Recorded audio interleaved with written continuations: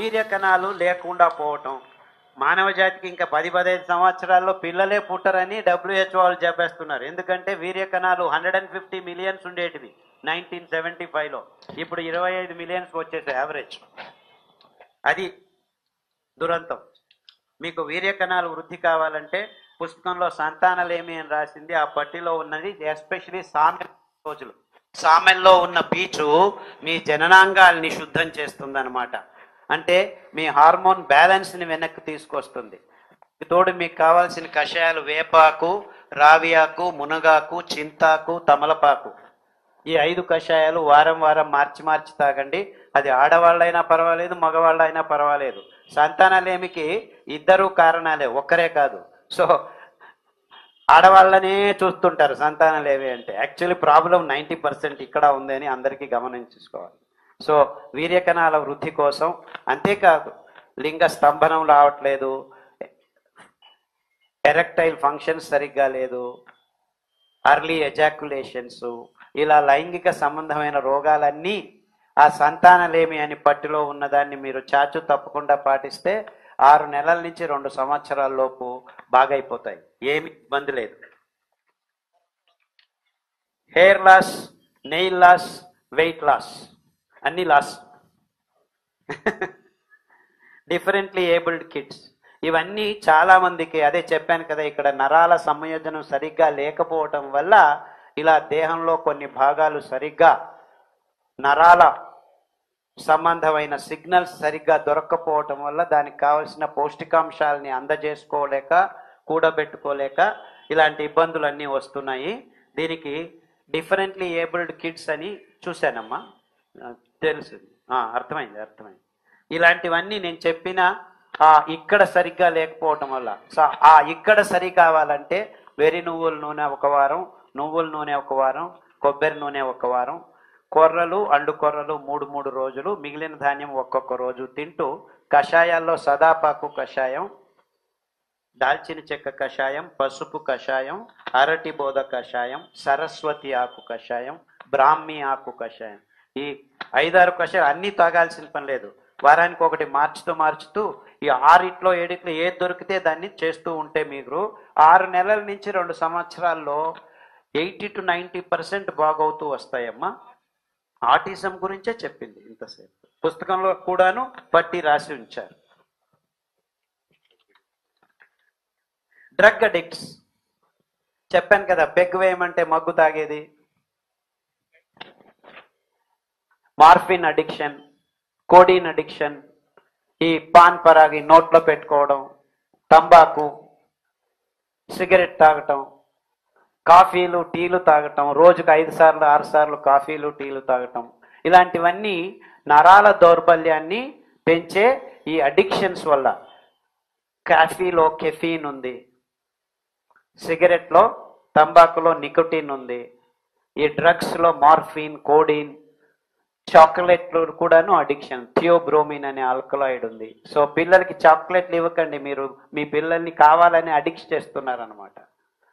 ఈ అడిక్షన్స్ నుంచి దూరం కావాలంటే మీరు రేపే మాయం చేసుకోలేరు, నిదానంగా అంచెలంచెలుగా దూరం కావాలి.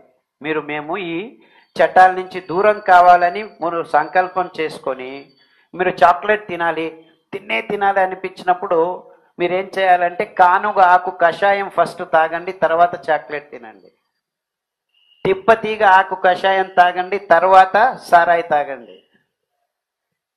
చమురు ఆకు కషాయం తాగండి, తర్వాత కావాలంటే ఒక పెగ్గు వేసుకోండి, లేకపోతే ఆ డ్రగ్ అడిక్ట్స్ అయితే ఆ డ్రగ్ తీసుకోండి. అలా మీరు ఈ అలవాటుకు ముందు ఈ కషాయాలు తాగడం మొదలు పెట్టండి. 6 నెలల్లో మీరు ఆ పదార్థాలని వదిలేసేదానికి వీలవుతుంది. కానుగాకు కషాయం, తిప్పతీగ ఆకు కషాయం, చమురు ఆకు కషాయం, కొర్రలు, అండు కొర్రలు మూల ఆహారం. మీ దుశ్చటాల నుంచి మీరు బయటపడవచ్చు. అది కాఫీ దుశ్చటం కావచ్చు, సారాయి కావచ్చు, తంబాకు ఈ పొగాకు కావచ్చు, సిగరెట్ కావచ్చు, లేకపోతే డ్రగ్ అడిక్షన్స్, ఈ మార్ఫిన్, కోడిన్, ఇలాంటి వేరే పలు రకాలమైన డ్రగ్స్ ఉన్నాయి. నోట్లో పెట్టుకోవడం, పాన్ పరాగులు, ఇవన్నీ ఇలా గుచ్చుకొని నోట్లో, ఇలాంటివి దుశ్చటాల నుంచి ఖచ్చితంగా బయటపడవచ్చు. వందల వేల మంది ఈ కషాయాలు, ఈ ఆహారం తినడం మొదలుపెట్టిన తర్వాత బాగవుతున్నారు, అందులో సందేహం లేదు. సో కానుగ కషాయం, తిప్పతీగ కషాయం, చమురు ఆకు కషాయం, తంగడి ఆకు అని కూడా ఇంకొక ఆకు వస్తుంది, అది కూడా చాలా బాగా పనిచేస్తుంది. చాలా మందికి నా దేహం వేడిది, సిరిధాన్యాలు తింటే ఇంకా వేడవుతుంది అని అనుకుంటుంటారు. వేడి అనేది మీరు సిరిధాన్యాల్ని నానబెట్టకుండా సరిగ్గా వంట చేయడం వల్ల. చాలా మంది ఏం చేస్తారు, కుక్కర్లో పెట్టి కూగించేస్తారు, అది ఉడికినట్లే ఉంటుంది, పైన ఆ ప్రెషర్కి ఉడుకుతుంది, కానీ మధ్యలో ఉన్న పొరలు పీచు పదార్థం ఉడికిండదు అన్నమాట. అందువల్ల మీకు వేడి అనిపిస్తుంది. సో మీరు సిరిధాన్యాల్ని వంట చేసుకోవాలంటే రాత్రి నానబెట్టి ఉదయం వండుకోవాలి. ఇన్ఫ్యాక్ట్ మట్టి కుండలో 5 నిమిషాలు అలా మామూలుగా బయట వెళ్ళినా ఉడికిపోతాయి నానడం వల్ల. నానకుండా ఉంటే మీరు ఏం చేసి సర్కస్ చేసినా అది ఉడకదు అనమాట. సో ఉడకబెట్టాలంటే మీరు ఫస్ట్ సిరిధాన్యాన్ని నానబెట్టాలి. అంతేకాకుండా ఊరికనే మీకు వేడవుతుందన్నా కానీ సింపుల్గా అరికల్ని ఉడకబెట్టాలంటే నానబెట్టి ఉడకబెట్టుకొని తింటే మీ దేహం చల్లగా అవుతుంది. దానికి తోడు మెంతుల కషాయం, మెంతులు, జీలకర్ర కషాయం, మెంతులు, జీలకర్ర, ఆవాలు, ఒక వారం ఆవాలు, ఒక వారం జీలకర్ర, ఒక వారం మెంతులు. ఇన్ఫ్యాక్ట్ ఈ 3 కాంబినేషన్ వారం వారం తాగితే మీ ఉదర సంబంధ రోగాలు, బ్రెయిన్ అంటే వికారాలుగా ఆలోచిస్తారు, ఏదేదో ఆలోచనలు వస్తుంటాయి, నెగిటివ్ థాట్స్, అదంతా వచ్చేదంతాడు కూడాను ఈ 3 కషాయాలతో పాటు సన్న ఉల్లిపాయల కషాయం, తులసి కషాయం, సరస్వతి ఆకు కషాయం, పుదీనా, ఇంకా మంచి కషాయం అన్నిటికంటే అంటే గోంగూర కషాయం. అద్భుతమైన కషాయం. ఆల్మోస్ట్ అన్ని రోగాలకు రామబాణం. నాకేమి దిక్కు తోచట్లేదంటే వెళ్ళి గోంగూర కషాయం తాగండి, మీ మెదడు పునశ్చేతనం అవుతుంది. అంత అద్భుతమైన కషాయం. సో ఇలా కషాయాల్ని మీరు జాగ్రత్తగా ఆ రోజు ఫ్రెష్గా తయారు చేసుకొని తాగండి. పొడులు చేసుకుంటాము, ఎండబెట్టుకుంటాము, ఇలా సోంబేరితనాలు చేసుకోవద్దండి.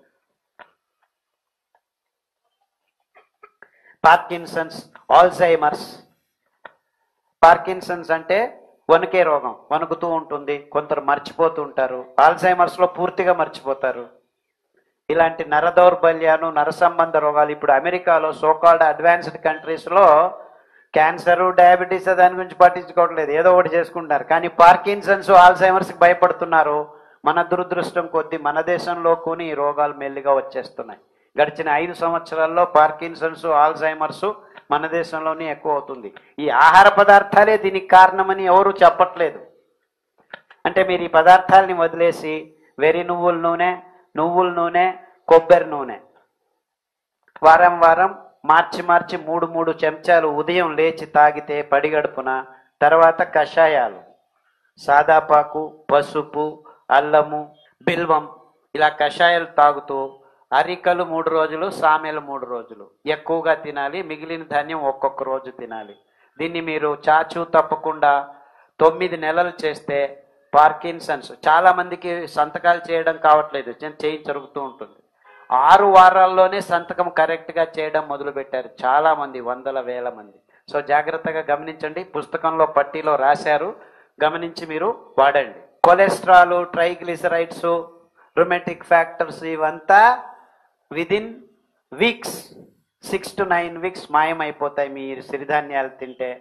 చెప్పాను కదా, హృదయ సంబంధ రోగాలు, దోసకాయ జ్యూసు, సొరకాయ జ్యూసు, బూడిద గుమ్మడికాయ జ్యూసు, 9 వారాలు, వారం మార్చి 3 రౌండ్లు చేసే లోపల మీకు ఇవన్నీ మాయమైపోతాయి, ఏ ఇబ్బందులు ఉండవు.